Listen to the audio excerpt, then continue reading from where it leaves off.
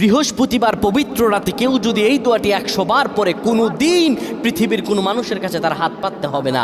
পৃথিবীর সব কিছু তার পায়ের নিচে আল্লাহ হাজির করে দিবেন। দারিদ্রতা থেকে মুক্তি দান করবেন, বিপদ আপদ থেকে মুক্তি দান করবেন, তার সম্মানকে সুউচ্চতা দান করবেন, অসুস্থতা থেকে দূরে রাখবেন।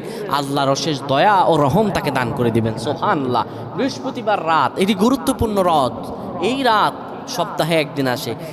আরবিতে রাত আগে আসে, দিন পরে আসে। সুতরাং বৃহস্পতিবারের যে দিন গিয়ে রাত, এটি বৃহস্পতিবার রাত নয়, এটি শুক্রবারের রাত, এটি জুমাবারের রাত, এটি দোয়া কবুলের রাত, আল্লাহর কাছাকাছি হওয়ার রাত। সুবহানাল্লাহ।